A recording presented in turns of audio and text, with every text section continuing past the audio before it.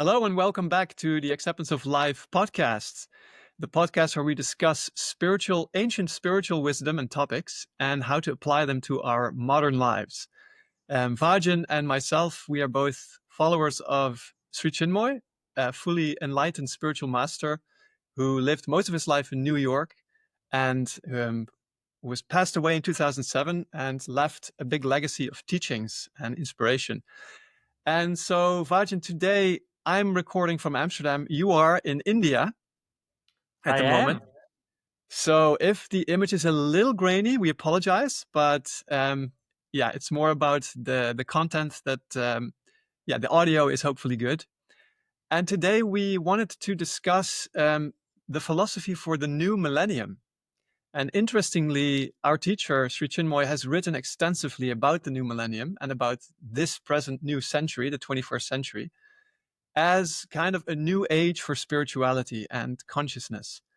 And so, Vajan, why did you want to discuss the new millennium? Well, I think especially at this time where there is a lot of uncertainty for people as things are changing at such a rapid speed, it's really an unprecedented rate of change that we're going through. So whereas any other point in human history, there has been change, but it's been very, very gradual. And in the last 200 years, the speed of that change, the rate of that change has increased exponentially. And especially at this time, because what you want to think is at this particular time, the rate of change has become unshackled from the physical world.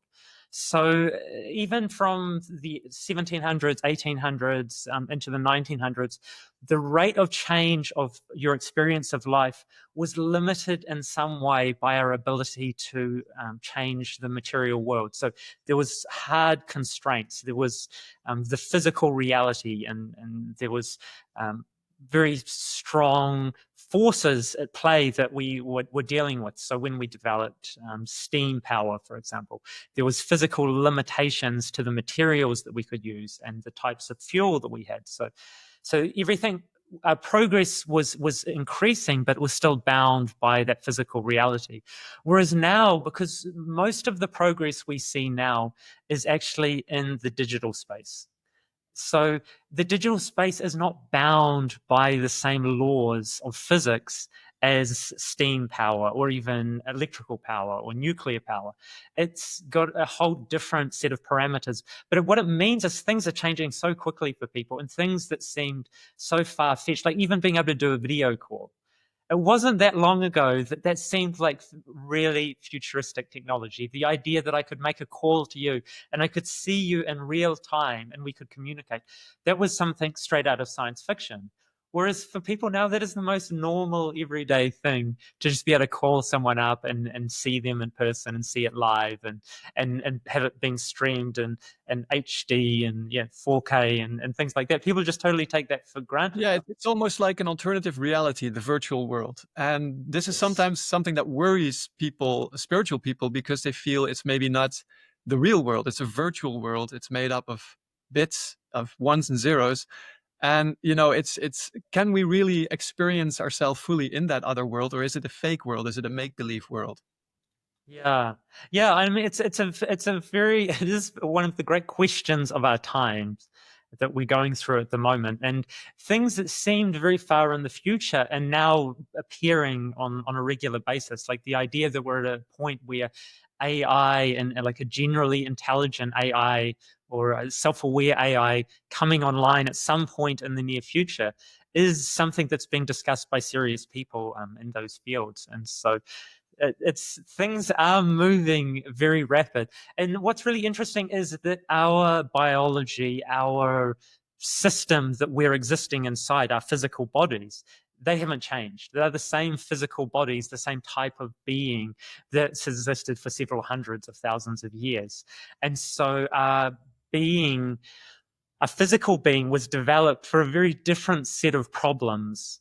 And so that's one of the interesting things, is how quickly can we evolve ourselves so we can become competent and well adapted to this new reality that we have created for ourselves. Yeah, so I would like to start out by reading out the philosophy for the new millennium as Sri Chinmoy wrote it down. He wrote down let's say an aphorism or a poem where he described in poetic terms what he called the philosophy for the new millennium. Do you want to do the honors and read it out? Yes, yes. Okay. So yeah, I think for me, I think of this as like a synopsis, like, a general bringing together of a set of really deep and profound ideas about how we could approach life and how perhaps we should approach life as we move into this new age. So it reads: the philosophy of the new millennium will be: do not see faults in anybody's life. Do not see the faults in your own life. Only force yourself to see all the good things you have done, all the good things you are planning to do, and all the good things that others have done. In the next millennium, the goal of philosophy will be only to see the light in oneself and the light in others. Then only will you be able to expedite the arrival of world peace and world oneness.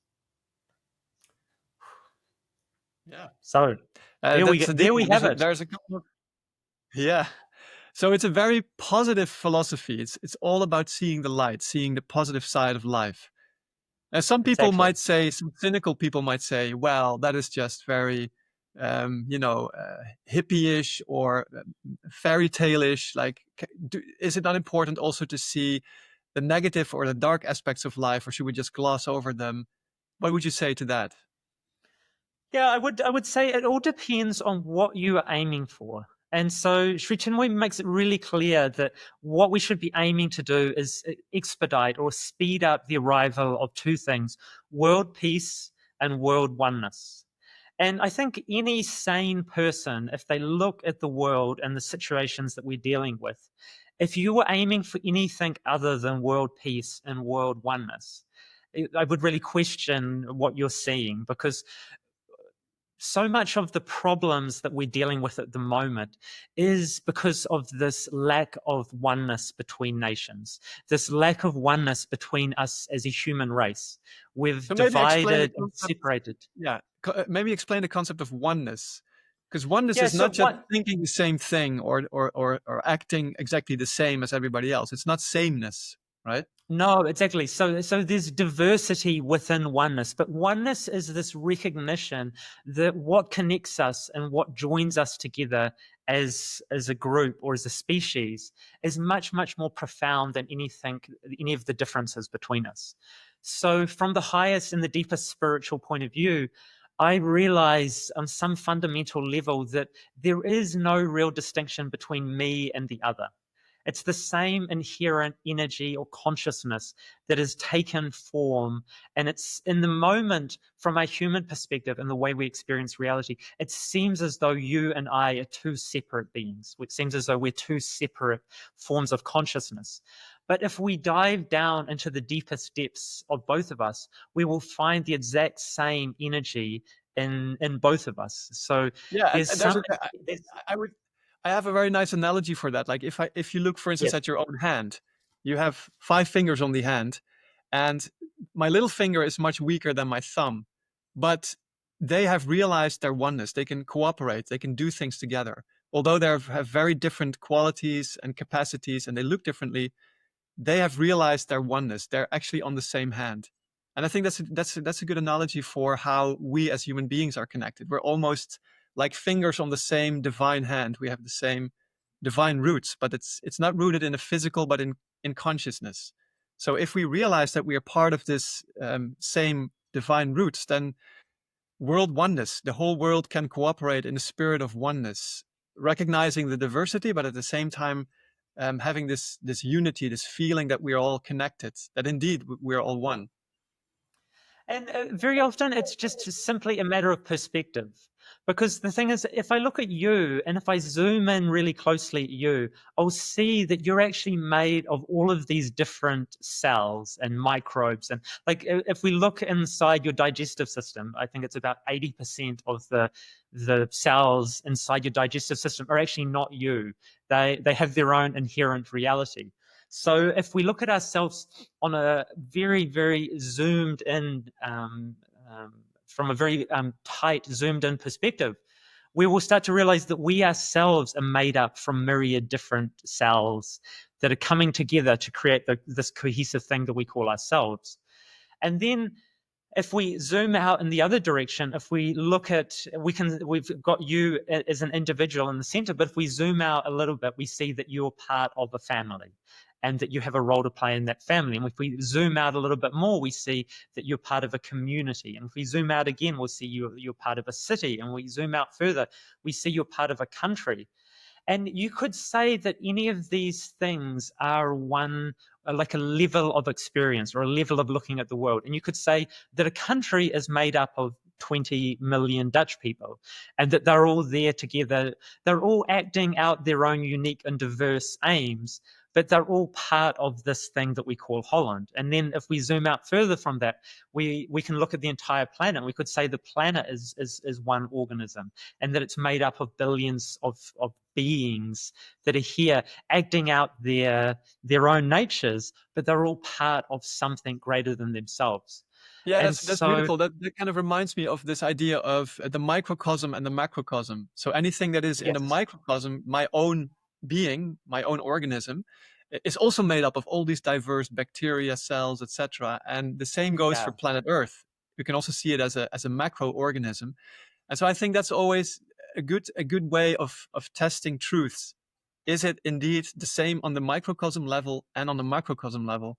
In this case, yes, this idea of diversity and oneness happens in all these different levels of experience and of existence.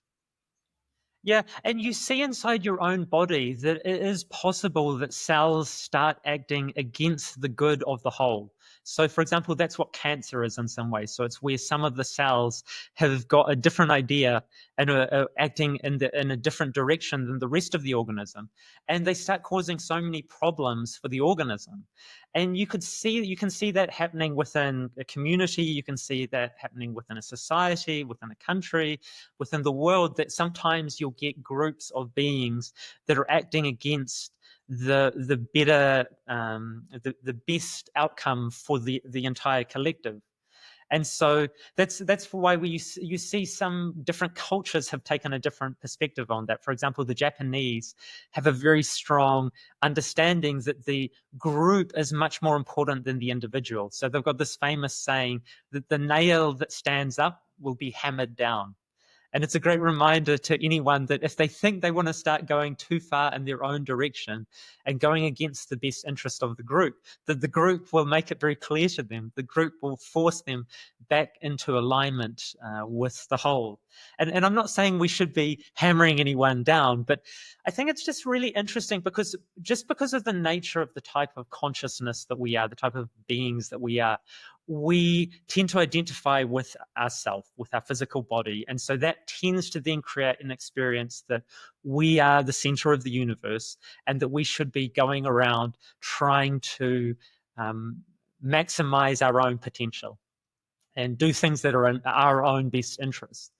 But that's not the only way of looking at the world. And the thing is, as you start to expand your own consciousness and you start to see and experience reality in a different format, and you start to see that everyone is an extension of this infinite consciousness, that we are all the same fundamental consciousness, you can start to actually expand your own awareness and your own experience and start to feel a sense of identification with all of the people around you. And you might start really small. It might just start with one or two people that you care for deeply. But it's really interesting because you have an idea to start with that if you want to be happy, that you need to have maximize the best experiences that you can possibly have. And so this is very much, I'm not saying this is the ideal way of looking at the world, but this is really the spirit of the times we're living in, is that many people are chasing their own bliss, let's say. They're trying to You have could the say, best possible experiences. could you call that hedonism, just to Yeah, maximize your pleasure in the short term? yeah, and I mean, like hedonism is like at one extreme, but even if we take it a few steps back, I think just most people have this picture of the way to maximize their happiness is to have the best quality or the most good experiences they could possibly have. So they're thinking of going to, a holiday on Bali, and they're thinking of, in the summertime going to a music festival, and then they're thinking of at Christmas time they're going to go skiing in the Alps, and so they're trying to curate their experiences of life and fill them with as many highlights as possible. And so they have this idea that if I make my life full of all of these really good experiences, that means that I'm going to have a good life. And on some simplistic level, that kind of makes sense. It's like, okay, well, yes, if you are just a finite consciousness here having this one experience, then the best thing you could do is try and pack that experience with as many highlights as possible. But the thing is that when you start living in that way, when your goal is entirely just to fill your life with pleasurable and enjoyable experiences, most people hit a point where they've maximized their enjoyment from that pathway.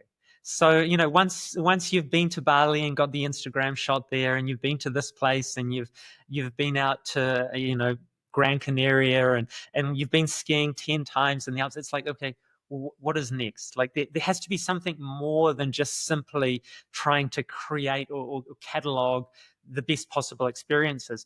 And I think that's when you start to feel the sense of perhaps there's something deeper going on here. Perhaps I'm not simply just this finite consciousness, because if I was simply this finite self, then why would I not be happy with maximizing my own pleasure? But it doesn't seem that people find meaning and happiness in the long term by doing that. Yeah, there has to be some sense of service, some sense of expansion, of being useful for the community, or having a connection to the community and bettering the world around you. I think that's where purpose comes Yeah, in. yeah, and this So this yeah, go ahead. yeah, I was just thinking about that the one of the problems that people are dealing with is we in this particular time we're living in, because so much of people's lives is curated and expressed online. So that's become so important to people. And we could call that an avatar. So it's like your character that you've created and that you put up online to show to the world. It's an avatar of you. It's not really you. It's a character, and it's curated, and depending on who you are and how much you care about those things. But for many, many people, that avatar that you put up online has become incredibly important. And so one of the downsides of putting more and more value on this character and this manifestation of yourself that you curate online is that there's a lot of benefit to be accrued by looking good online. And so what I mean by that, there's a differentiation between looking good and doing good. And the problem is that the online world celebrates looking good in the same way that they would as if you were actually doing good. So what that looks like is that if I put the right posts up, I put the right pictures up, I put the right messages up, that is celebrated in the same way as in the past I would be celebrated for actually going out into the world and doing good. So, for example, now I can put up, the right country flag, or the right issue, or have the right post around the topical issues, and people celebrate that as like, okay, yeah, this person, he's one of the good ones. Whereas in the past, people were much more interested in, were you actually doing good in the world? Were you actually volunteering in your community? Were you actually involved in outreach and service to other people in a much more real and fundamental way? Now that in some ways been replaced by looking good online. And the That's just problem with self-deception. That's like the potential for self-deception has increased dramatically, it seems, it with has, this and the virtual problem. reality. Yeah. Yeah, the problem is people still celebrate it like, oh yeah, that person's really good. Look at them. You can look through all of their posts. They put the right post up on every single topic at the right time. And so the problem with that is that people are looking for the experience of happiness. And the problem with looking for the experience of happiness is never a end into itself. Happiness is the result of you doing the right things. So it's like, what I like to think of is, if you're doing good, you're feeling good. And if you're not feeling good, it's normally because you're not actually doing good. Like, when you're doing good things in your life and you're treating other people well and you're being of service to the world and you're being service to your greater self and your transcendent self, you feel good about yourself. You feel good about who you're being and what you're offering to the world. And instead, a lot of people think that that feeling of feeling good is the goal itself. They think, oh, if I can only find the shortcut to feel good, if I can only find the right practice to do, or the right shortcut, or the right app, or I can find the right place to be that's going to make me feel good, then I'll be happy. Then that is being happy. But they don't I have a, realize that it's yeah, I have a nice quote for that, a spiritual aphorism. There's no please. way there's no way towards happiness. Happiness is the way. This is often Yeah, attributed to the Buddha, but it's not actually from the Buddha. I don't know who's it by originally, but I like yeah. that. So happiness is the way. It's exactly when you feel happy, you're doing the right thing. But like you say, don't make that happiness your goal point. Don't make that like the destination No, and because shortcutting. that's the thing. Like, if you're doing things just to be happy, you'll often make bad choices. You'll take shortcuts and you will step on people along the way because you think it makes sense. Because, like, if your goal is to be happy and that you think that these shortcuts are going to help you take you there, you will take those shortcuts. Whereas if you understand that happiness is the result of living a good life, of doing good, and then you're going to feel good, then you won't take any shortcuts, because you're like, no, the goal is to live the best possible life I can live. And very often you come to realize that the best possible life that you can live is by being of service to others. Yeah. So let's kind of circle back to the philosophy for the next millennium, because we talked about oneness, and you were kind of talking about this goal of world peace and world oneness. This is where we kind of branched off and delved into the concept of oneness, which I feel we kind of covered that. So the goal of the next millennium then is to only see the good in others, and then we can expedite world oneness and world peace. Exactly. Would you So like to comment on so that? Yeah. Yeah, so what I want to say as well is, because some people might say, well, okay, the new millennium, like, what does the new millennium actually mean? Like, is it not just simply an arbitrary system of measurement? Like, the fact that we started counting the years at a certain point, and the whole thing, you could make the argument, is completely arbitrary. But what I think, and for those of us who were young enough and lucky enough to celebrate the new millennium, and I was very lucky that I was 19 at the point, so I was in my peak ability to celebrate the heck out of things. And so I still remember the dawning of the new millennium was such a beautiful, profound, powerful time. And one of the really funny things about that, because we've touched on this before, that often a story gets told and it's not a full picture of the world. And one of the funniest stories that got told around that time was the famous Y2K bug. Can you remember that? Yeah, of course, the Millennium Bug. Everybody was afraid that all Yeah. the computer systems would like totally default and break down.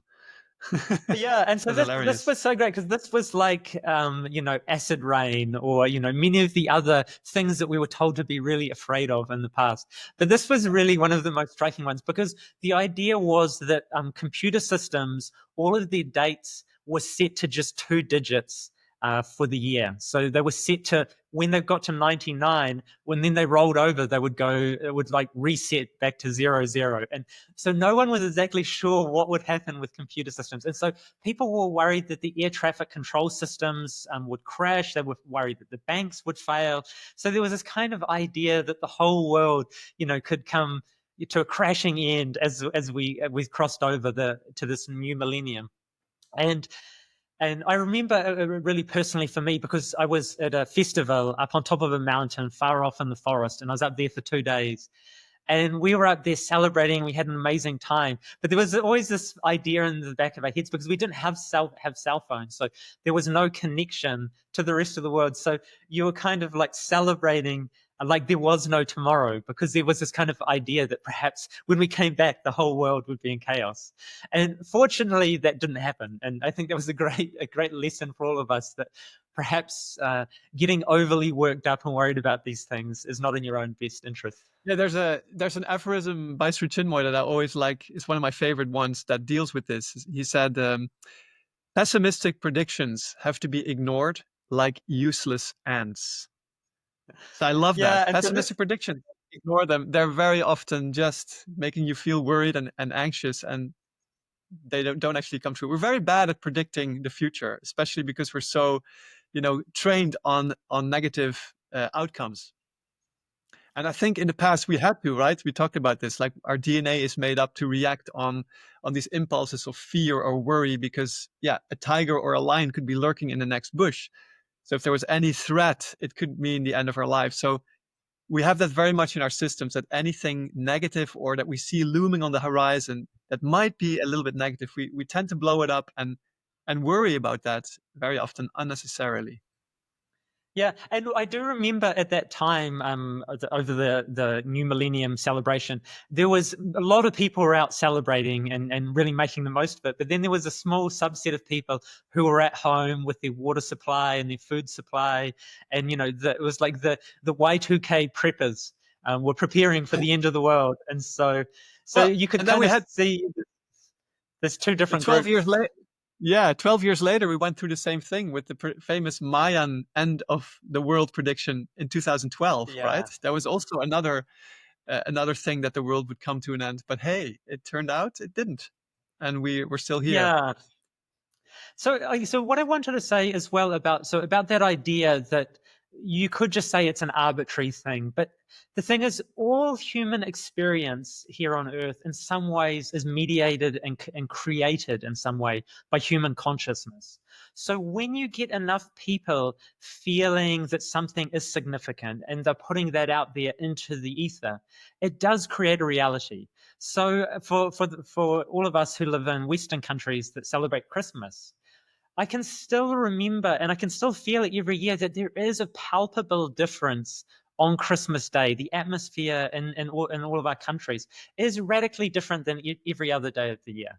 And you could say, well, it's just any other day. Why would it be any different? But because of the intentionality with which people step into that day, it creates a radically different experience. And we all remember as children how unbelievably exciting it was, like Christmas Eve, and how hard it was to get to sleep, because you Yeah, felt as though that there was this incredibly magical day was approaching tomorrow. and it is not, and we even know that it was never Jesus's birthday, right? It was established he Yeah, wasn't actually born on the 25th of December. I read somewhere that it was located somewhere in April. But so yeah. it doesn't even have to do with the actual historical birth of Jesus. But like you say, I love that idea. It's enough people, millions and billions of people find that a special day, and it creates this vibration, puts out this vibration into the world, and this Yeah, creates this atmosphere. it totally creates an atmosphere, and you and I experience it ourselves when we go to with our spiritual community. We have a couple of sacred days each year. One of them being Sri Chinmoy's birthday, and that, like, even though we're a relatively small community in comparison to Christianity or any of the major religions, in our community on that day, there's a very special feeling. And I always, whenever I'm in New York, which is most years, you really feel in our neighborhood and the places we gather that there is this beautiful celebratory feeling and this joyfulness and this lightness to the day that is different to all of the other days on our celebrations that we have there. So it doesn't take a lot of people. It just takes like a clear intention pointing towards one particular day. Yeah, so you're saying that this same thing applies to our the new millennium, our counting of the years, the year zero when we started, and now the year, and 25 years ago, the year 2000 rolled around, and it's a new millennium. And in many people's consciousness, that is a thing. That is really the idea of a new era with all the side effects that creates, like the end of the world philosophies tend to increase. But there's a new consciousness that's dawning at that time, it seems. And Sri Chinmoy wrote about that. And actually, there's a Yeah. book that he wrote in the year 1999. I'm holding it up in front of the screen. The New Millennium, it's called, and it's really full of beautiful aphorisms and ideas and poems about this new consciousness that dawned, according to Sri Chinmoy, with the birth of the new millennium. And his philosophy for the new millennium kind of encapsulated that into one single beautiful aphorism, which you just read out. Yeah.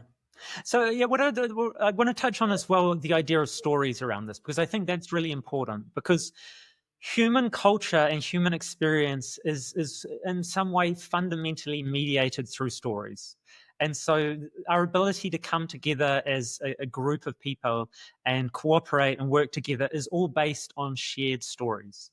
And so in our cultures, and in our culture, the idea that we were moving from one millennium into a new millennium in some way did create an opening for new stories. It created the opening for us to be able to leave behind some of the ideas and some of the problems that had been limiting us for the previous 1,000 years and for thousands of years before that. And for it would allow us to step into a new space where we felt as though that there was an opening to create new ideas and new ways of being. And Sri Chinmoy really saw that as well, that this dawning of the new millennium. Because the thing is, as well, you have to remember, for people who were living in the 1600s, 1700s, 1800s, 1900s, the idea of the year 2000 was some future reality, something that they were looking forward to. They were imagining how much progress we would make by then, or what would life be like. Because you only need to look back into the 1800s and the 1900s, and you see stories and ideas that were set in the year 2000. And it was this remarkable, amazing time where space travel was possible. And so all of people's dreams and ideas, I think, for many centuries, were actually in some ways being anchored by this idea of the year 2000, the idea of 2000 years after the birth of Christ. It was like, this is a serious period of time. And so I think there was some dream and some newness and some openness with tied in with that coming of the new millennium, which was a real potentiality, a real opportunity for new spiritual growth. Yes, exactly. And maybe just because I don't know if you ended your thought about world oneness and world peace, we kind of drifted away from that. But you were saying earlier that if you look around in the world, that is the goal that is worth aspiring for: world oneness and world peace. Do you want to a little bit elaborate on that further?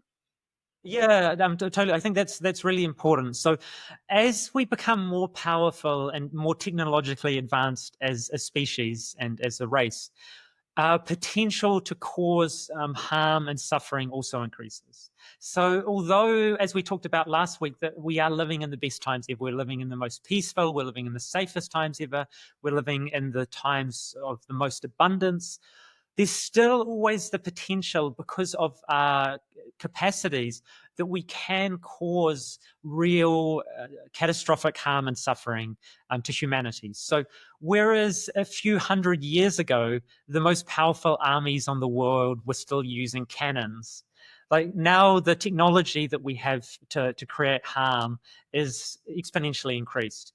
And so it's also increased as well, not just in the physical world, but also in the mental space as well. So depending on the types of technologies we're using and interacting with, these things as well can make us, can harm us and cause us suffering. So depending if social media is being used for connection and for communication, or if it's been used for propaganda and for misinformation, will create two totally different worlds. And so it's really good to be aware that although we are living in the best times ever, we still have to be incredibly wise and judicious with our use of our capacities, because we can go in the wrong direction. We can cause harm and suffering. So if humanity is not aiming towards world peace and world oneness, if the nations continue to fight and squabble between each other and try and outcompete each other's for resources,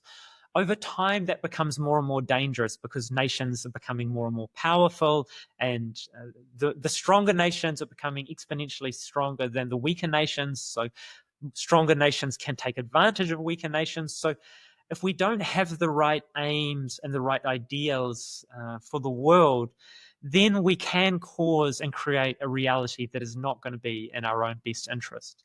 And I Well, I think think if you in the just look at, yeah, go ahead, 1950s, go yeah, ahead. I think in the Yeah. 1950s, people had a real vision for this because people had just come out of a world war.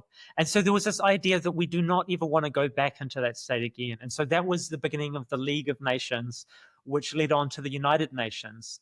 And the United Nations is the one body that we actually have where all the nations can actually come together and try and work out and resolve their differences. And some people will criticize it for being an imperfect instrument, but it's better to have an imperfect instrument than to have no instrument at all. And Sri Chinmoy really had a real vision and belief in what the United Nations was standing for. And so I'm always going to be a supporter of the United Nations, and really, I see it as something that fundamentally will help bring about world oneness, because although oneness comes about from a person to person and heart to heart relationship, we also need politicians and world leaders making good decisions for the world. And we need a place for nations to come together and to be able to have dialogue. And the United Nations is the best thing we've got for all of these things. So I think Agreed. that's a really positive thing to remember.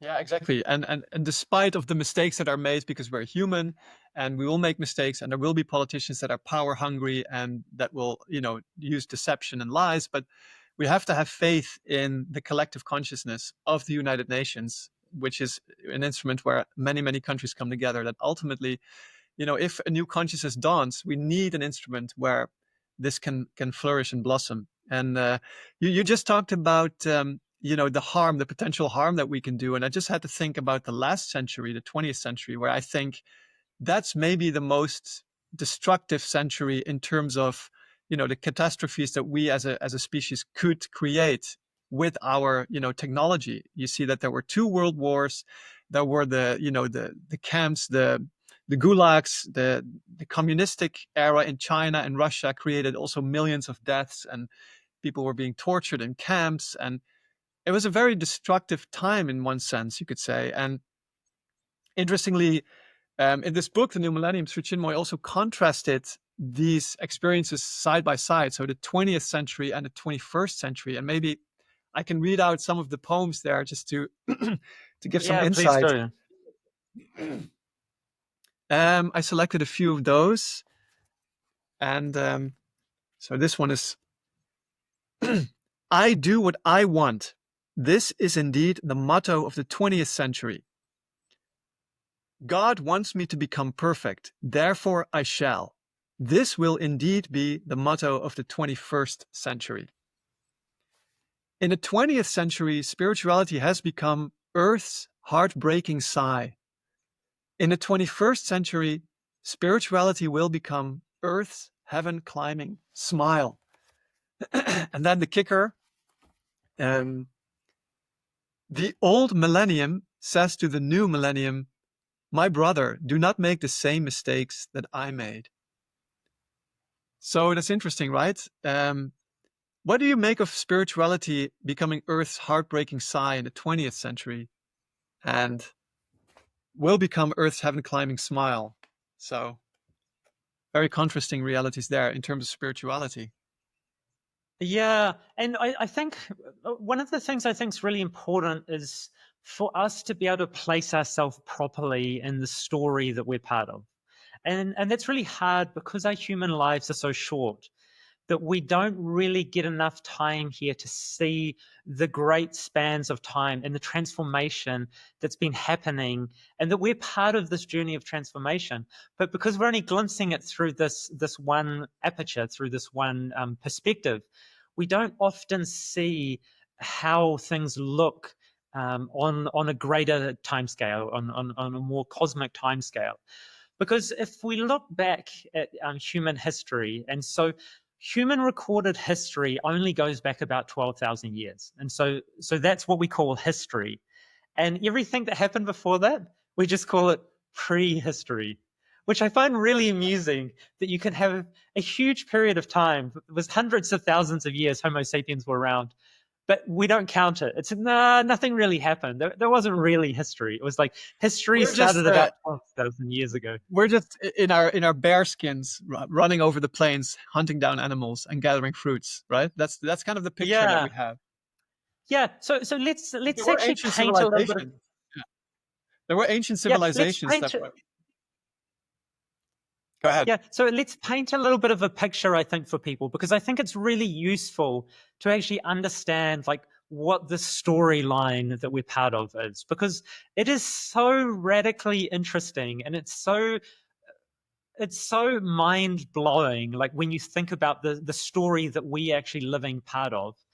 That I think it's really useful, and for me, I always find some great solace when I zoom out far enough and I look at things from a more cosmic perspective. It really helps me disconnect from the suffering of being a conscious being in the moment, like the problems and the stresses and the anxieties and the worries. And so if we zoom out far enough, obviously, like if we go back, we think about 13.7 billion years ago, this particular universe we're living in began. And it began in the most miraculous fashion possible, where everything, everywhere, all at once existed in one point, like smaller than the size of a pinhead.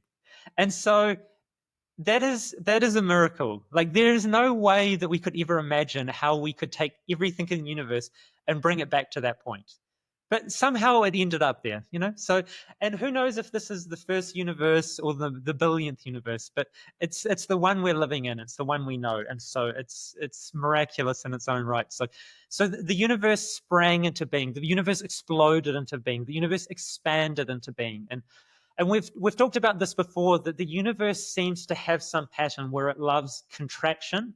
So like the bringing together with a lot of pressure, and then expansion. So it's like tension and then the release of tension. And so this is how our universe began. It began like in an incredible moment of contraction, like everything was all together in one moment, in one space, and then it exploded into being or expanded into being. Perhaps with the mantra Om. And so from there, for billions of years, there was not even light, because the universe was kind of so hot that nothing could really form into solid matter. So everything was sort of this opaque mass of heat. And then at some point, the early stars formed. And so the early stars formed, and they contracted all of this matter into these very tightly packed bundles of energy, of flaming hot nuclear energy. And at some point, again, after this contraction, they expanded again. And this began really creation, because until that point, there was only a few types of elements in the universe. So all of the complex elements that we need to exist did not exist at that point. But all of those complex elements were actually formed inside these early stars. So we actually are made of the stuff of stars. So like even like all of the matter that we're made of, like all of the elements on the periodic table, nearly all of those were formed in the hearts of these early stars. And so that's what we're built of. We're built of the stuff that comes from stars. And so these stars exploded, and this matter spread out into the universe. And Earth itself formed about 4.5 billion years ago. And so, like it's almost like 10 billion years since the beginning of the universe, we had a planet. Like our planet started. And so what I'm really interested in with thinking about these things is trying to understand and imagine what the experience of consciousness would have been like at this time. So we've talked a little bit about that consciousness originally started in the form of the mineral, in the mineral space. So there was a consciousness inside rock, inside stone, inside all of these mineral realities. And so 4.5 billion years ago, when the Earth was formed, there was no life on the planet. There was material. There was matter. There was minerals, and so we had this dead, rocky planet circling our sun. And so, if you really believe that matter is fundamental, it just boggles my mind how you imagined that life was existing before it sprung into being. Because the thing is, the planet was completely dead. There was nothing living. There was no matter. There was no living matter on the planet. So it was a completely dead planet, just made of minerals. And then after 700 million years or so, somehow life began on our planet. And so what I try to imagine that there is, because if you take it that matter is predominant and matter is essential, it's like, where is life hiding there? It doesn't seem to make any sense. But if you take consciousness as fundamental, you understand, oh, consciousness was there. Consciousness was there inside the rocks. It was inside the minerals. It was inside the gases. It was inside the water. It was like all of the material, the material on the earth. There was actually already consciousness inside all of that. And it was just waiting for an opportunity to spring into being, to come into being.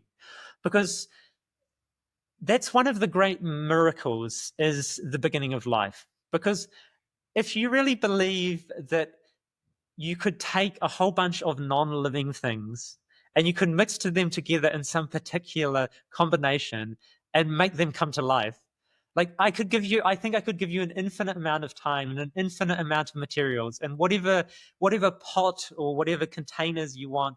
And I think you could mix those things up in whatever combinations you want. And I don't think you could ever make life yourself. Like, I think that's an Well, impossible task.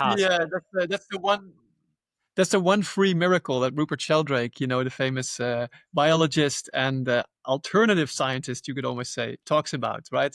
Yeah. He's. I mean, I find him a very interesting character. He is a scientist who does not negate spiritual matters like telepathy and does serious research to that. I mean, he was always universally ridiculed by the established scientists, but he Yeah. said, okay, so what the normal scientists, the established ones, always say is, give me one free miracle and we'll explain all the rest. So Yeah. they can never explain the birth of the universe, the beginning of life. That's like the free miracle that they want. And and they will not touch it. It's like, well, we can't explain that, but we can explain everything that followed from that. That's what you're Yeah. talking about, right? Yeah, exactly. And so that's what I think of. So I think the amazing thing is we're part of a story of a planet which was a dead, rocky planet with no life on it. And then somehow life came to be. And for me, that is just so remarkable on every single possible level. And so for those of us who believe in a divine creator of the universe, there's several different models. Like, a lot of people think, oh, if you believe in God, you believe in some sort of simplistic model where, God was in his heavenly workshop and he was building planets and he was building life and he was, breathing life into them and, just putting them out there on the playing field of existence.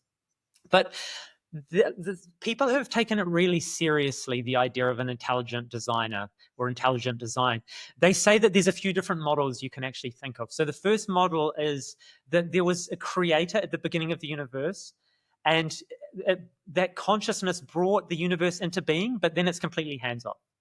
So then it just lets things run of its own accord. And so then the second model is that this is, let's say there's another extreme. So that's one extreme. There's the completely hands-off model. And then the other extreme is the completely deterministic model, the completely hands-on model, that there's a creator and the creator's involved in every single action. He's there watching and recording and paying attention, and he's there nudging and controlling every single moment. So that's the idea that you actually don't have any free will. That it's already been decided. It's already, the script of the play is already written. It's just up to you to act it out. So these are kind of the two extremes. The first one, there's complete free will. There's no script. The second one, everything is completely scripted, and you have no, Well, I would say that, no freedom. and the truth is probably somewhere in the middle, I would say. Ah, I love it when you say that. Yeah, that's my So, feeling. so the middle position is that there was a divine creator, and every now and then he nudges the system. He comes in and he interacts with it in some way. And I've listened to a really interesting interview with a guy who speaks so eloquently about this particular idea. So he's an information technology scientist. And so what his speciality is understanding, like say from a computational side, information systems, how they work, how information can be stored, how it can be transmitted. And so what he talks about is this miracle that we're talking about. So the beginning of life here on Earth. So when life began, it began as a simple single-celled organism. So we think, okay, well, that's not that complicated. So perhaps, there was some strange mixture of substances in some rocky pond, and it got hit by lightning, and it was like, Frankenstein's monster coming to life. It's like he'd put all these pieces together, and then suddenly it burst into life. So what his argument is, though, for life to come about, there needs to be all of the programming for life needs to already exist in the system. So life needs to know how to replicate. It needs to know how to procreate. It needs to know how to move towards sustenance and nutrition. It needs to know how to move away from danger. So he makes the argument that the amount of information that is inserted into that system, so we had this rocky planet without life, suddenly this thing came alive. For that life to exist and continue on and procreate, and we're a continuation of that life. So that original single-celled organism is our original ancestor. So that's our original great-great-great-great-great-great-grandfather, is the single-celled organism. And it would be so easy. Or grandmother. Yes, exactly. But it would be so easy for that just to be stomped out. Like for it to not know how to procreate or know how to replicate, for it to not know how to get nutrients. So the fact that all of that information appeared in the system at the same time, he says you cannot imagine how much information had to be inserted into the system or had to be in the system already. Because the thing is, if there's no life, how is all the information there for life to exist if there has nothing that has ever lived at that point? That's true. That definitely suggests an intelligent design, an intelligent creator, an intelligent programmer. Yeah. That programmed those things. So for me, I feel just like when I think about that, I think like the odds of like life replicating like each generation for 3.7 billion years is so radically remote, and especially the lineage that's led to you.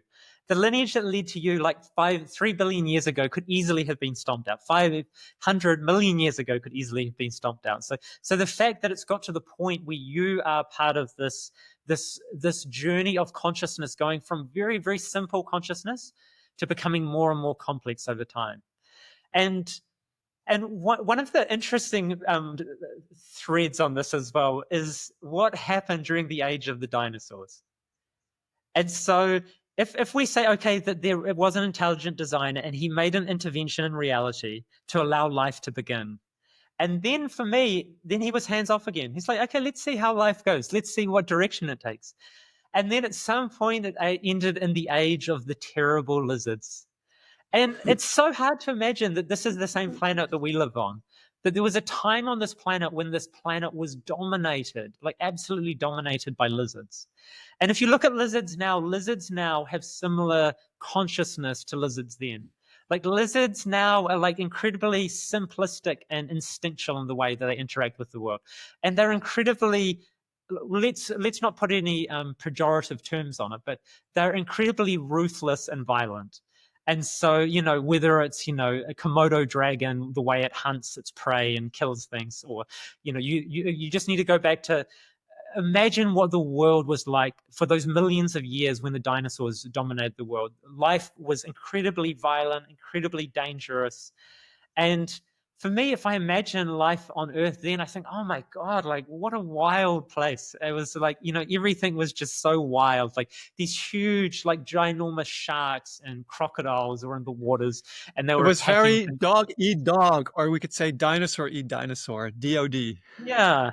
And so to see where we are now from where we were then, like that blows my mind. Like to see the civilization, the culture. God sent a great big meteor and kind of like leveled that world. It's like, we don't want to go that way. Let's take another route. So I want humans. That's a beautiful storyline as well, that we gain, like a life was given the opportunity to express itself in whichever way, shape or form it took. And it ended up on that. And it ended up for millions of years, these dinosaurs going around. Mammals were just these tiny little furry things hiding out in the forest, trying not to get eaten by all these ferocious creatures. And at some point that age came to an end, and life took a different tangent. And so it's these amazing tangents that life has taken that I find so radically interesting, because for us to end up as self-aware beings, conscious in this infinitely vast and magnificent universe, just seems like such an unlikely tale that if you don't think about it, it's very easy to think that, or experience it as, of course, this is the way things always were. Like, of course, Yeah, but there's self-aware there's a get out of jail free card for the lazy thinkers, and that is the Yes. multiverse, right? The Yeah. multi whatever it's called. Like, oh, there's an infinite number of universes, and all of the other ones, life was stamped out. But this is like the one in infinitely billions of universes that made it through. I think that's a very lazy way of thinking, because that gets you. It kind of does. It doesn't let you appreciate the miracle of how this all came about, and also you can easily get rid of the divine creator that way. You're like, no, there's just an infinite number of universes, and we won the lottery. We're in the one that actually made it. Yeah. I This don't is like that this is theory much. one this is one point that, like, really hits home to me as someone who loves beauty. So there was a time on planet Earth where there had never been a flower. So there was a time where planet Earth was not a flowering planet. So there was myriad plants, there was myriad trees, but none of them had ever flowered. And I forget how many millions of years ago this was, but this was, a long time ago. And so if you want to imagine, because people try and make the argument that we're part of, it's an evolutionary universe, which I totally agree with.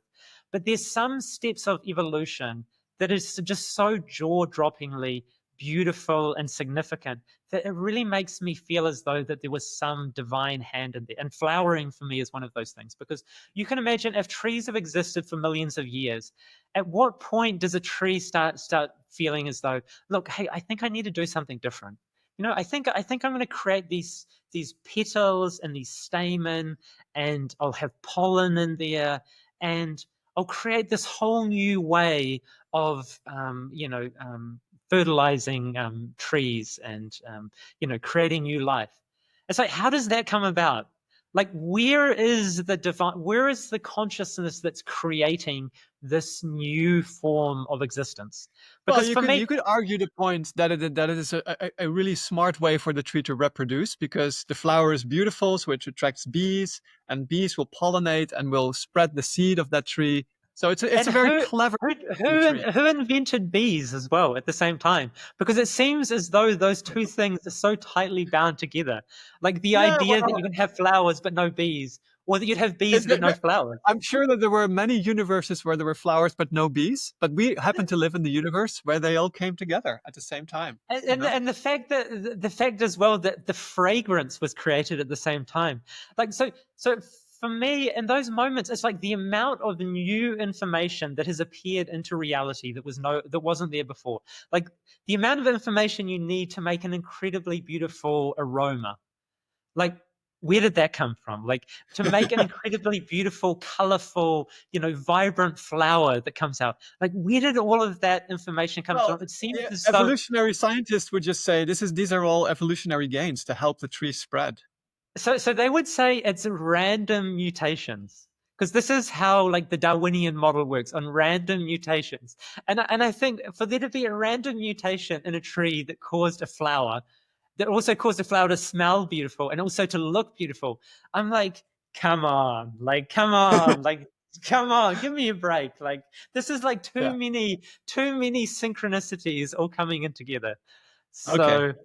So so So so so, so so yeah, yeah, go let's ahead. carry on from there. So we've got a point where a different strand of life began, and so it's like we can say the age of the mammals. And so the age of the mammals as well went on for millions and millions of years before anything like human beings or Homo sapiens came about. So the hominid species, came along, like 3 million, 4 million years ago. I forget the exact timeline.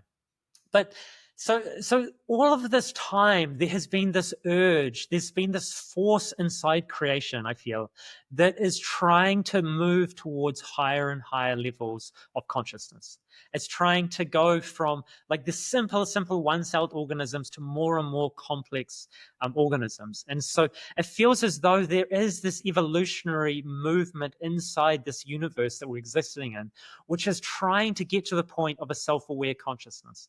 It's trying to create a consciousness that can experience itself. And that finally happened with Homo sapiens somewhere around 70,000 years ago. And so, like, in the whole timeline of this planet, like, life has been here for 3.7 billion years. And I forget if we've talked about it, but I think it's really hard for people to understand the idea of the difference between a million and a billion. And so for some of our early listeners, we might have mentioned this, but a No, I don't million think. seconds, a million seconds is 10 days. So it's like, okay, I can imagine how long 10 days is. It's like, okay, if I told you I want you to wait for something for 1 million seconds, like, okay, we're going to imprison you for 1 million seconds. Okay, you can get a feeling like, okay, so that's 10 days. I can understand what that would be like. Okay, now we're going to imprison you for 1 billion seconds. 1 billion seconds is 31 years.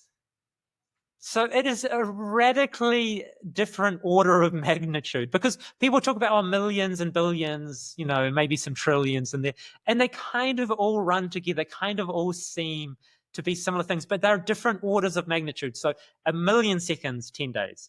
It's like not that long. We can manage that. If I told you that we're going to imprison you for 1 billion seconds, you'd be like, oh, that is a It's a life totally sentence. different, it's a totally different experience. And so that's the same thing when we're talking about millions of years ago and billions of years ago. Billions of years Yeah. ago is a Can you radically lean different. forward a little bit? Yes. So Maybe not to lean back 70,000. too much because the microphone will pick up. Yeah. Yeah, cool. So 70,000 years ago, which is for me really the beginning of history. Like when we became self-aware 70,000 years ago, was like it's called the cognitive revolution. And It's that's a when cognitive people, revolution, right? yeah, Yeah. that's when people started thinking in a fundamentally different way. And we've talked about this, and we've talked about how there's some great similarities between that and the story of the fall from paradise, the story of Adam and Eve in the Garden of Eden. So we don't need to cover that again, but you can go back and listen to that. So we're part of the story of human history that goes back 70,000 years. And for the longest period of time, things moved very, very slowly. So if you were around 70,000 years ago and you were around 60,000 years ago, and then you came back 50,000 years ago and you came back 40,000 years ago, these people were all verbal cultures. They were stories they were cultures that remembered their past and their place in the world through oral traditions. And oral traditions don't change much over thousands and thousands of years. So you're part of a story that for 70,000 years remained very, very similar. So if you met someone 50,000 years ago, and then you met someone 40,000 years ago, and 30,000 and 20,000 years ago, these people would have been very, very similar and been living in very, very similar fashion for incredibly long periods of time. So there's generations and generations and generations where people here on Earth lived almost exactly the same sort of lives. And for us as modern people, it's really hard to imagine that. It's really hard to imagine that your ancestors and you had lived in the exact same way for 50,000 years. It's just Yeah. so outside of our Even in our understanding. generation, like we can see how we completely live a different life than our parents' generation, and how the next generation after us leads a completely different life altogether. So even in a few generations, people live completely different lives with new technology, with different possibilities, opportunities. It's a Yeah, totally different playing field. Like it often yeah, boggles my mind when I think about that. Like, wow, even 20 years ago, how I lived my life then is so different than how I live my life now. Even if I look around at the world and how things change so rapidly. And yeah. And so this yeah, is there's this is what there's I'm definitely. Yeah, this is what I'm trying to get to. This is really what I'm trying to hit home for people, is that this time we're living in is so incredibly special and unusual, because for the longest time, things did not change. Things change so little over incredibly long periods of time. And what we know is that sometime around 12,000 years ago, there was another revolution. It was called the agricultural revolution. And so that was the beginning of farming. So before that, what we know of, people were mainly hunter-gatherers. So they were hunting some of the year, they were doing some gathering in the forest and gathering resources like mushrooms and moss and berries and things like this. But for an incredibly long period of time, human experience here was incredibly similar over these vast spans of time. And then 12,000 years ago, things started to change. And that's what we call the beginning of history. So we have the ancient civilizations, we have the Sumerians, we have the Egyptians. And as we move closer and closer to the time we're living in now, things take this incredible leap forward in the speed of evolution. And so when we talked about last week, and this being the best times ever, we only need to actually look back 200 years. So if we look back to the early 1800s, in the early 1800s, 90% of people lived in abject poverty, and only 10% of people had anything of any value. And so now, like you said, we're living in a time where then well over 90% of people are well off, and some, especially historically speaking, incredibly well off.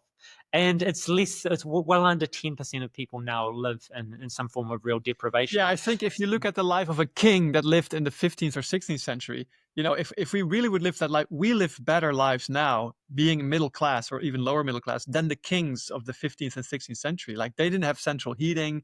They had these really cold palaces made of stone. They went hunting or something. They had none of the luxuries and comforts that we have now.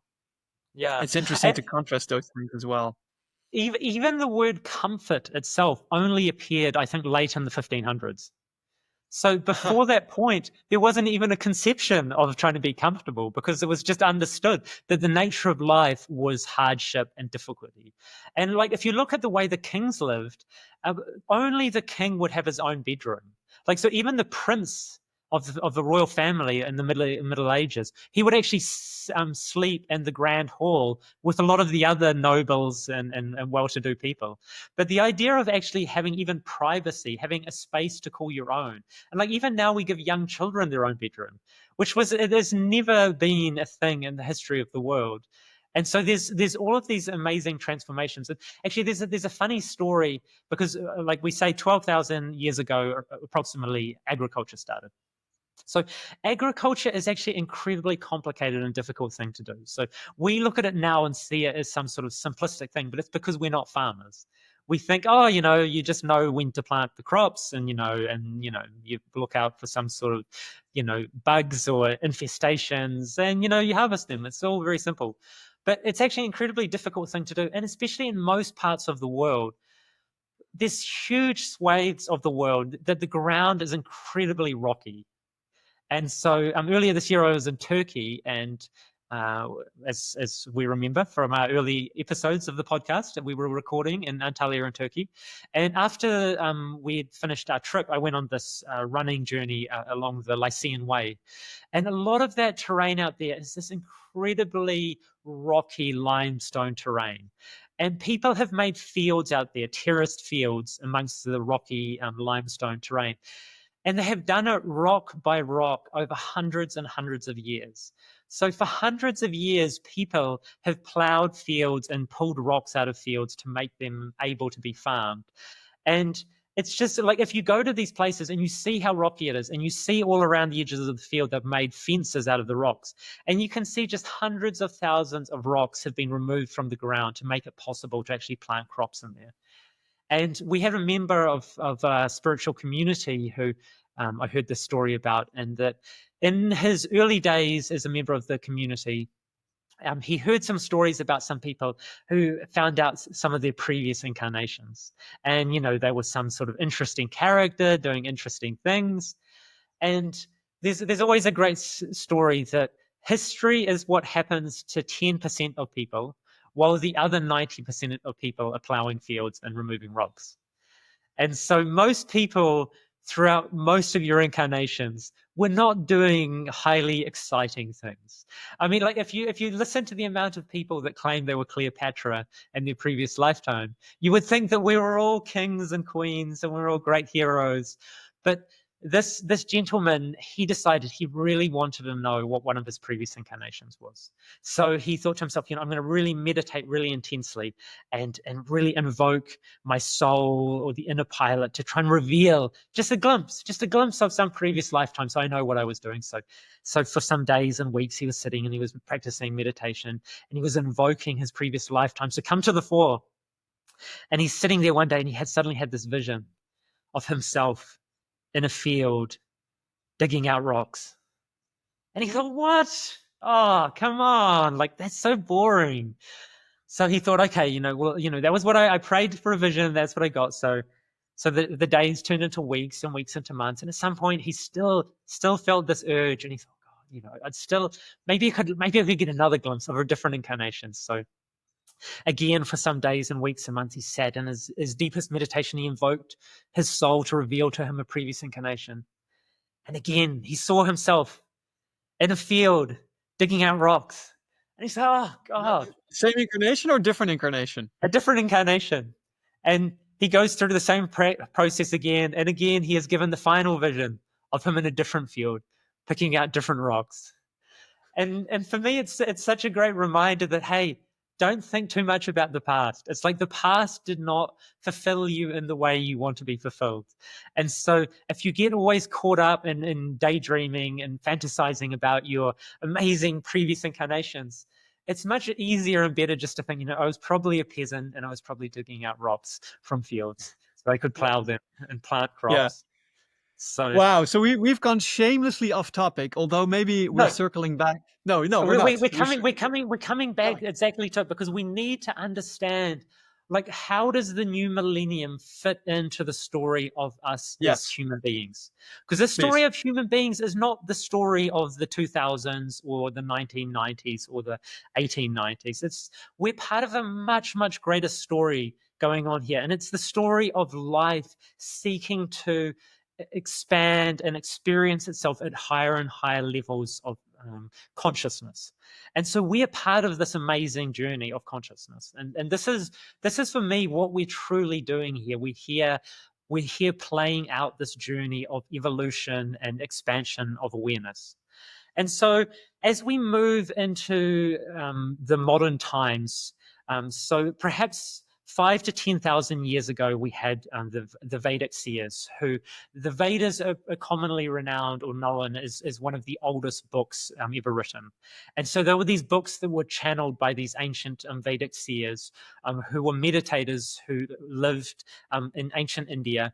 And they brought down all of this amazing information and knowledge from the higher worlds. So they acted in some way like divine instruments to manifest this transcendent wisdom. And if you ever get the chance to look into the Vedas in any way, they are mind-boggling in the complexity of the information. And especially if they are one of the oldest books that was ever written. It is just unbelievable when you see the complexity. Like there's information and maps on how to build ancient Vimanas, which were flying machines, and there was complex information about the theory and practice of musical instruments, and all sorts of incredible and varied information is in these ancient books. And the other really interesting thing about this is that most languages, when they start, we see like the beginning stages of the languages, and we see the evolution over time to higher and higher forms of complexity. So Sanskrit, which is the original language in which the Vedas are written, appears complete in itself with no prior root language, with no basic forms from which it increased its complexity. It just appears out of nowhere, it seems, with this incredible complexity for talking about spiritual topics. So Sanskrit as a language is perhaps the most complete language for explaining and discussing consciousness, because it's like if you're trying to talk about snow and you're not an Inuit. If you're an Inuit, you can really talk about snow, because the Inuits have many, many, many words for snow, for all the different types of Just like snow. we as Dutch have a lot of words for rain. Oh yes, and probably wind as well. Yes, wind and rain. Yes, exactly. So so this language appears, which can capture consciousness and explain things in far more eloquent terms and far more concretely than any modern language. And so for me, that's another one of these things. Like, okay, that's another great mystery. Where did that information enter our systems Maybe from? an So ancient an alien civilization came down to Earth and delivered it. It's it always could be. possible.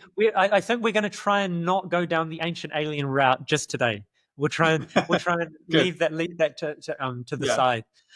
But so if we look at the story of human consciousness and the expanding nature of human consciousness, we start to see that over time, some certain visionary characters appear in the game that somehow see the game in a much more complete way than anyone else who's alive at their time, or perhaps in all times. And so these are the people like Rama. We've got Krishna, and we've got the Buddha, we've got the Christ. And so for those, first 10,000 years before Christ was born, we had at very long intervals apart, these great teachers would come. And so these are like the great players of the game of life, as we've They are discussed. the real avatars. You talked about avatars being a virtual identity, which I don't like that word, but Yeah. I know the avatars, the great spiritual teachers, the Yeah. descendants of the divine, direct descendants of God. Yeah, we call Yeah, them. so these souls come down, but they come down very, very sparingly. So over a period of thousands of years, you will get one or two of these great souls will come down, and these are the great world teachers. And so these are the teachers that found traditions that span over very, very long periods of time. So you look at Rama and Krishna, two of the great avatars of Hinduism, which is one of the oldest traditions. And then you've got the Buddha coming 2,500 years ago. And then 500 years later, you have the Christ coming. So that's very long periods of time between these great teachers. And these great teachers as well seem to come with a particular message for the time that they're coming into. So they have a particular message to solve the problems of the striving and suffering humanity at that particular time. And although their messages are timeless as well, there is something about their message that particularly connects them to a particular time and place. And so we've had that up to the birth of the Christ. And then now in the last 2,000 years, we start to get into the periods of recorded history that people are aware of. And so we've got the end of the age of the Greeks. We've got the beginning and the period of the Roman Empire. So we're starting to get to things that we have a little bit more of a feeling and understanding of. And so again, though, for these thousands of years, people lived lives around the world, mainly peasant lives. Most people were uneducated. Most people, their world was very, very small. The world was the village that they lived in and perhaps some surrounding areas. Very few people had the opportunity to travel widely and to experience different cultures. And so I think in some way people were unaware of the vastness of the world and unaware of all of the different, they were unaware of themselves being part of the human race, of some transcendent race of human beings that exist all around the world. And so as we've moved closer and closer to our modern time, we've become more what we understand to be modern people. But if we now start to look at the last 1,000 years, we want to think about, okay, what were the qualities that were predominant over that last millennia? What were the common? So what was that great one you said, where the old millennium says to the new millennium? My Yeah, brother. it's right here.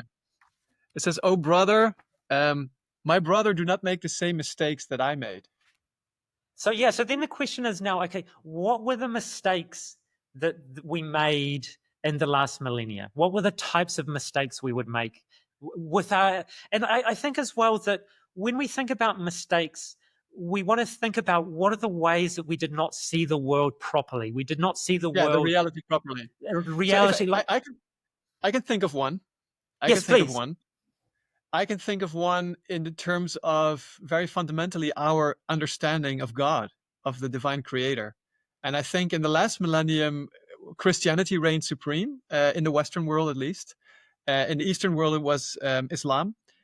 But the idea of God was this very strict disciplinarian person, a man, a grandfatherly type, but who would threaten you with eternal damnation in hell if you did not abide by his dictates. And this image of it was more like the image of that we made God in the image of ourselves, of man, because we quarrel and fight, and because we punish people, and we want to, see people suffer if they mistreat us, if they don't listen to us. I think we projected our own imperfections onto God, and I think that's a huge mistake because you can see where it led to. We had the Inquisition, we had the Middle Ages, where people, even if they thought something that was against the church, would be burned at the stake or would be persecuted.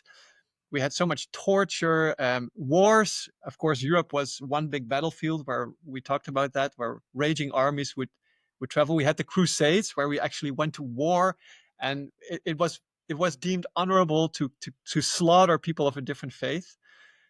Those are huge mistakes, I would say, and it stems from the misconceived belief in the divine creator as being this very strict and disciplinarian, more like human God, I would say. Yeah, and that really captures something so valuable for us to be aware of. And I think what the quality is that I see in that is judgmental. It's like we saw God as a judgmental God because we ourselves were judgmental beings. So we would judge other people to be wrong. We would judge this race of people to be wrong. We would judge this religion to be wrong. We would judge this way of worshiping God to be wrong. Like you even have this very funny story that there was a split in Christianity because of the way that two different groups wanted to sing the Christian hymns. So how did that look for those two groups? Yeah, they were both from the Protestant church. I think I don't know if there was in any other country. Here in the Netherlands, you had people who felt they had to sing the hymns with whole notes. So the notes were the same length of time.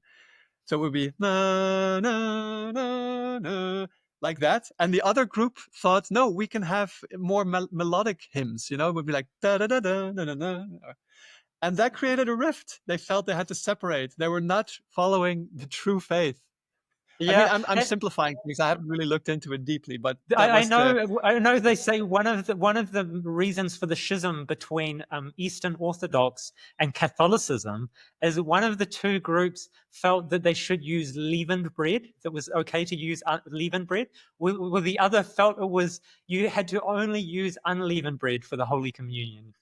So yeah. you can see this willingness to judge other people and make them wrong has just caused division after division, suffering, conflict all over the world.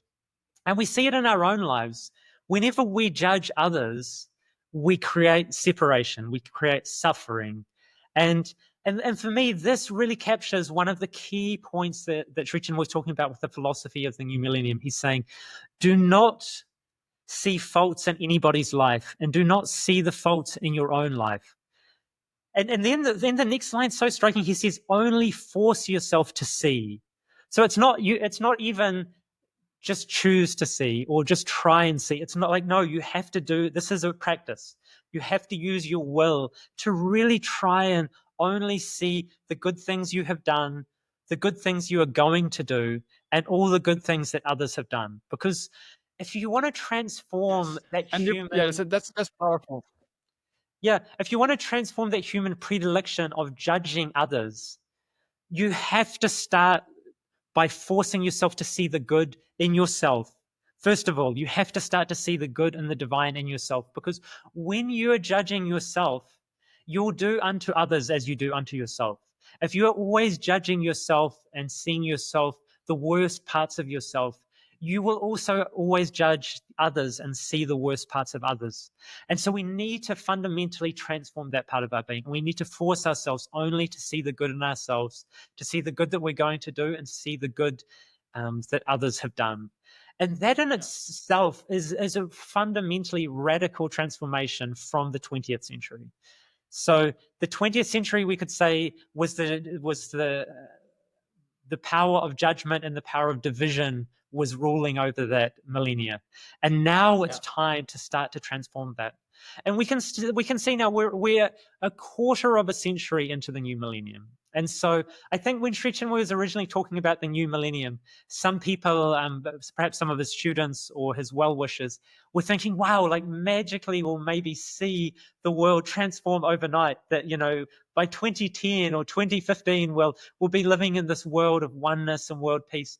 But of course, if something's been happening for 1,000 years, 2,000 years, 3,000 years, 10,000 years, it's going to take time for this new reality to catch on. But I already see it taking root, especially in the younger generations. And so, but I also feel that the older generations are starting to see the error of their ways and are starting to embrace these new realities.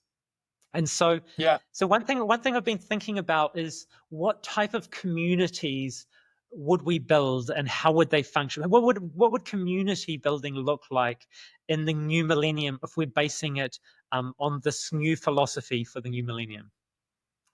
And so one thing that I saw for that is that if I already look at what young people are wanting, and so if you're part of a spiritual tradition that has been given this wealth of teachings and transcendent knowledge from your guru, from your teacher, that's been passed on to you, and it's like your great treasure for you to look after, for you to delve into, for you to practice, but also for you to share with the world. And that's the thing with real spirituality, is spirituality cannot be possessed by anyone.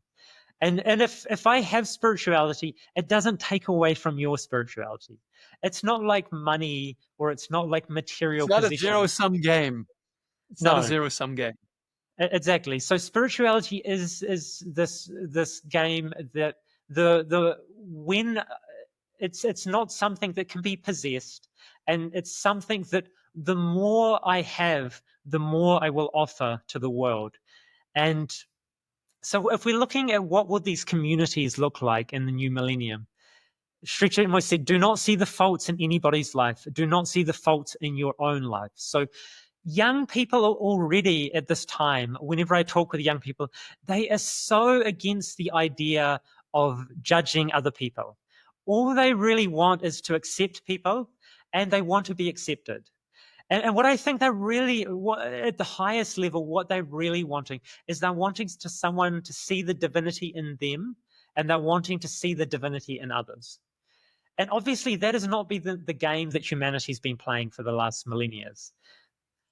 We've been playing the game of separation and power. Yeah, I would also say it's the difference between the mind and the heart. So I have another poem here by Sri Chinmoy from his book The New Millennium, which kind of talks about that. The fulfillment of the mind has been the hope of the past few centuries. Now the fulfillment of the heart will be the hope of the next generation and of all generations to come. Indeed, this will be a unique contribution of the 21st century to humanity. Yes. So the Yeah, past few centuries, beautiful. we saw the Enlightenment, we saw the birth of the reasoning mind. And we have, as a result, we have not been fulfilled deeply. You know, we see that we still suffer from the same problems. And it's what you talked about, seeing the good in others, that really comes from the heart, the spiritual heart. You know, the heart naturally has a way to feel oneness and unity. You only have to look at a child. Children have not yet developed the reasoning mind. That starts usually at the age of 11 or 12 when we start developing what we call the reasoning mind. But children, especially when they're 4, 5, 6, 7 years old, they live completely in the heart. And interestingly, you can see that for children, there's no such thing as strangers. They can walk up to anybody and just treat them as their best friend. So for children, everything is still in this paradisical state of oneness, and they are completely in the heart. And so it's not that we become childish, but we can regain that sense of identity with the heart.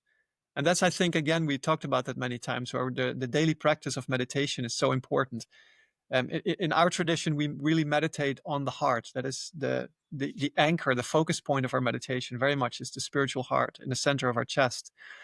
And this is the place, the consciousness inside us that spontaneously unites. And whereas the mind is always dividing.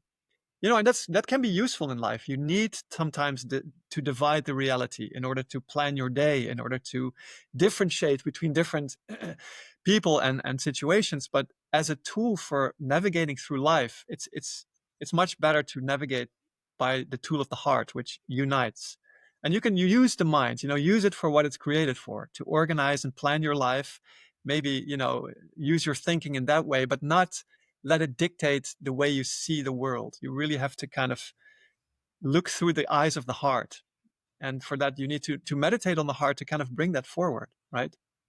It doesn't come by itself. It's not, it just arises spontaneously.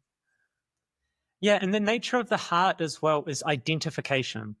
So if we want to really connect with someone else beyond ourselves, or connect with something beyond ourselves, we need to use the heart. The mind will always keep us separate and finite, whereas the heart is the part of us, a part of us that will identify and reach beyond the bounds of our physicality and connect with something transcendent and beyond. And that's the thing about spiritual experiences. Spiritual experiences require identification. Because a spiritual experience is not just an experience in the mind. Because if we go somewhere and we feel as though we have a beautiful meditation, or we go to a temple, or we go somewhere in nature, and we feel as though we have a truly spiritual experience, it's a combination of many different things at the same time. It's a knowing, it's a seeing, it's a feeling.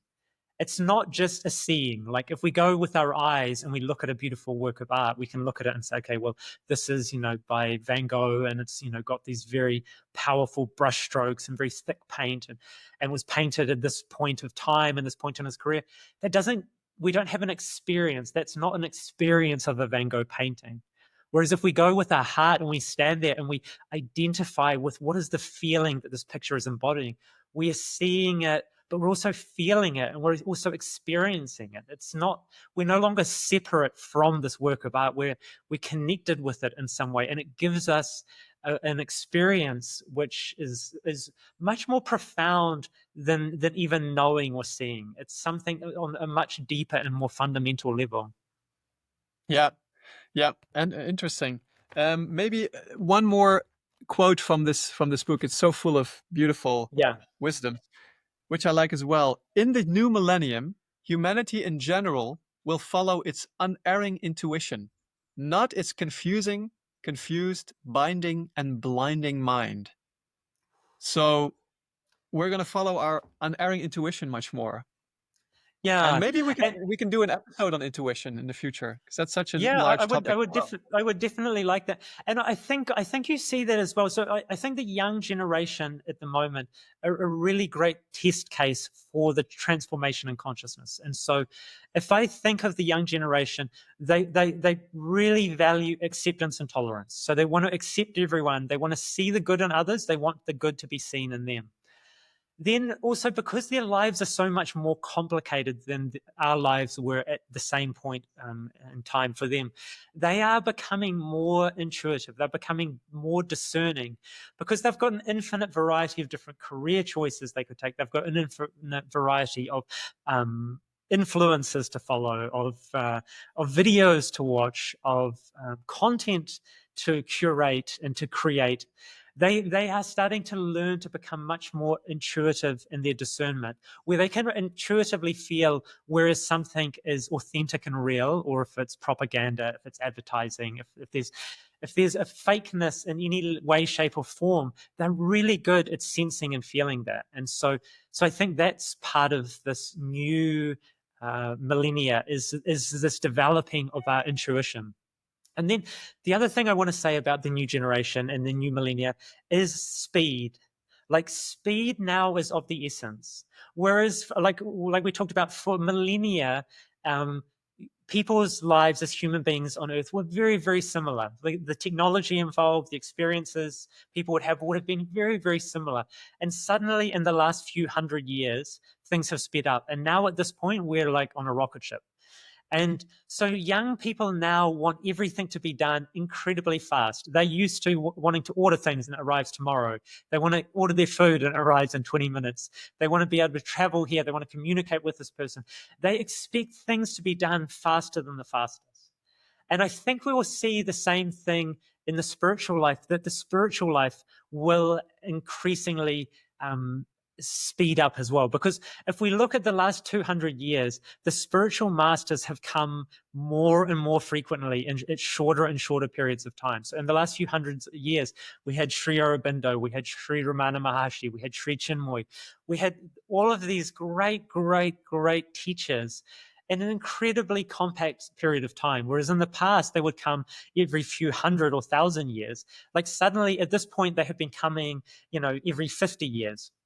And so there is something that is happening in this world. There's some exponential increase in the speed of progress and the exponential speed that we need the teachings. The teachings need to come more and more regularly because things are changing so rapidly. And so I think we're so lucky that we had a guru that lived through the beginning of this new millennium and started to see the new age that we're stepping into. So he could provide Yes, a exactly. guiding light. I only have to look back 20 years when I started giving meditation classes to see how much already has changed from then. Because 20 years ago, meditation was still a vague subject for many people. It was not mainstream. And I was very often judged by my peers and my classmates for following a spiritual path, being kind of like floating in the clouds, building castles in the air. And now you see that meditation is so common and mainstream. Many people are familiar with it, many people are practicing it. And it's a huge shift. Like, I can't imagine how it was just only 20 years ago. So you can imagine if that kind of trajectory continues, it's just going to explode in a good way all over the world. And I think that's the promise of this century and this new millennium, that spirituality will become common for many people, and we will redefine spirituality and redefine the divine in much more fulfilling ways as a loving, non-judgmental, all loving and compassionate being, and who gives us opportunities to explore this wonderful creation that he and she made, and this wonderful life that we've been given. And it just fills me with Yeah. gratitude to think about that. Yeah, that's really true. And the one thing I wanted to add to what you were saying there is that as spirituality becomes more and more common, people will start to realize that spirituality is not what they thought it was. And what I mean by that is people often have a picture of spirituality as being something like some saints or some holy people sitting around in a temple or an ashram, sitting in silence and having this experience of just peace and tranquility. But that is not spirituality. Spirituality is truly the acceptance of life for the transformation of life. It's living in the world now, and it's embracing all of the experiences, and it's connecting the heart, the mind, the inner being, and it's experiencing things in a much more holistic and integrated way. So rather than the journey of the past was the journey of the mind, and the mind was separating and dividing, now as we move into the real path of spirituality, we're going to be embracing the wholeness, and we're going to be experiencing things in a much more cohesive, integrated way. And I think that's going to radically transform people's experience of life, because so much of the suffering that people feel is a disconnection. It's a sense of lacking a sense of purpose and meaning, and it's lacking a sense of connection with what's happening around them. And this is a really interesting idea, that very often when people say the fundamental question is, who am I? What they're really meaning, or what they're really wanting to know, is, where do I fit in? Like, where do I fit in a cohesive whole? Because that's the thing, when people are really struggling with that idea of who am I, they're struggling to feel their place in existence, in reality. And I think as we start to create new forms of community and have a new consciousness around creating community, people will start to feel it much easier, find it much easier to find a place where they're seen and they're valued. Because if you have a community based on seeing the good in others, seeing the divinity in others, and seeing the divinity in yourself, suddenly people will be seen in a way that they haven't felt before, and you will be seen in a way you haven't seen before. And one other thing I'd like to add, as we're running close to time here, That's fine. We can is continue. Yeah, so this is a really important idea with community and with any sort of community. But I think as we move into these new structures and new forms of relationships between people, we will start to see more and more that in a real community, you get by giving and you give by getting. So what I mean by this, you Yeah, explain understood it. it? You I got it, give, but you get by giving and you give by getting. And so if we look at a truly spiritual community, the relationships between the members of the community is the spaces where you get to manifest and practice your own divinity.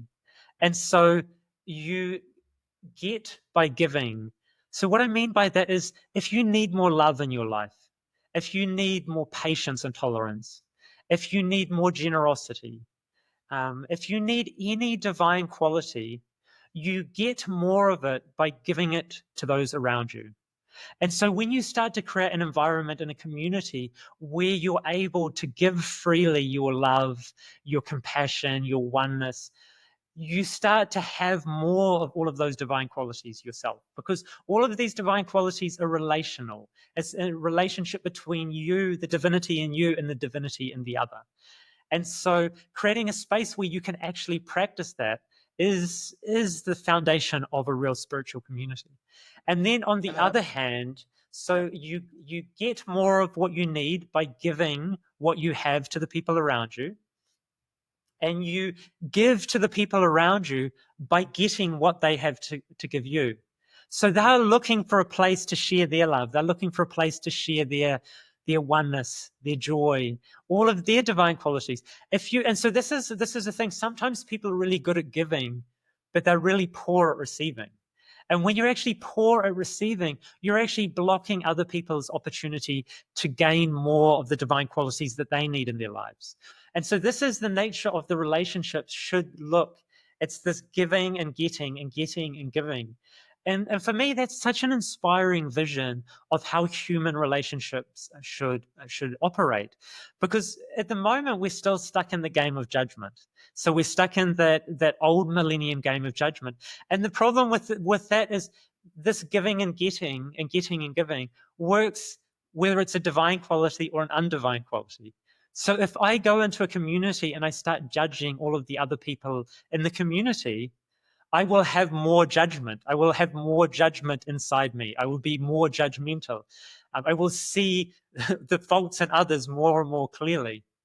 But what that will do in return is it means I will receive judgment from everyone else in the community.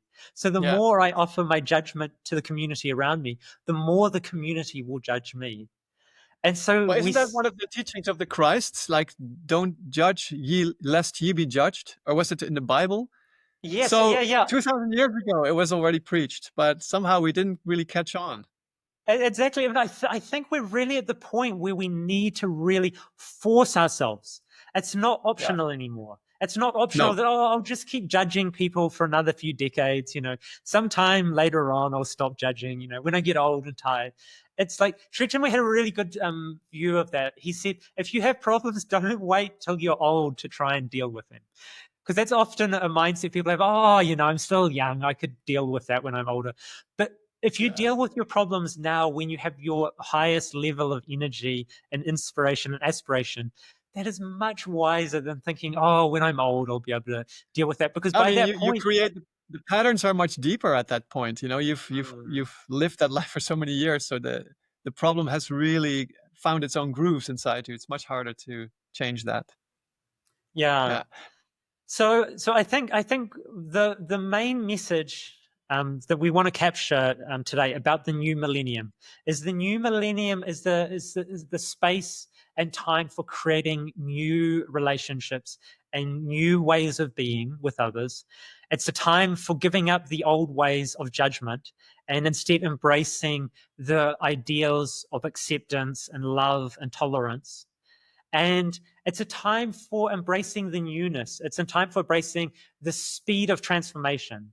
It's if we try and hold on to the old ways, things are going to change so quickly that we're just going to create suffering and resistance. So we have to have an openness, and we have to see that this is all part of some much, much greater story than just this particular decade or this particular era. Like, we're part of a storyline of life that's been existing here for 3.7 billion years. And it's constantly been moving towards higher and higher levels of consciousness and evolution and experience. And that is something for me that I just feel so grateful that I can be, because very often we feel as though, oh, I'd love to be part of some great story. We think my life is so small and ordinary, like, who am I?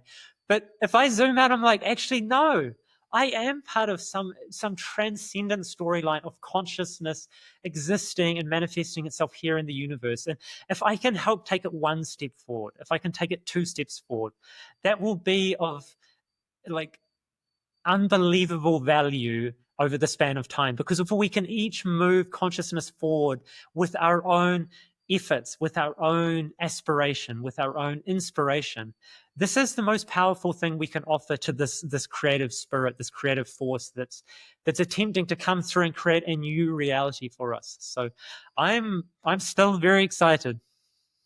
Just remember, the best is yet to come. The best is yet to come, Yes. which is a great way to say. And also, don't worry about negative predictions. Ignore them. They're just useless ants. And it Yeah. fills me with great, a thrill and enthusiasm to think about these beautiful times ahead of us. And maybe that's a Yeah. good way to end for today. Yes. Do you have anything else to add, or can we I just wrap it up? want to remind people, if you ever feel sad, remember there was a time where there was no flowers on the planet. Not even one single solitary flower. And then look around. Look what you've got now. Like, how can you be sad on a planet that flowers? Like, it's the Beautiful. only planet we know that flowers in the entire universe. So it seems as though that's something that should cheer up even the hardest of hearts. And I'm living in the country of flowers, the Netherlands. Yeah. So I'm very, very lucky in that way. We have so many flowers here. Beautiful. Doubly I feel blessed. blessed, doubly blessed. So, dear listeners, thank you for joining us on this beautiful ride today and going all the way to the end. We love you. We appreciate you. And we will continue with our conversations. And so if you enjoy our podcast, consider subscribing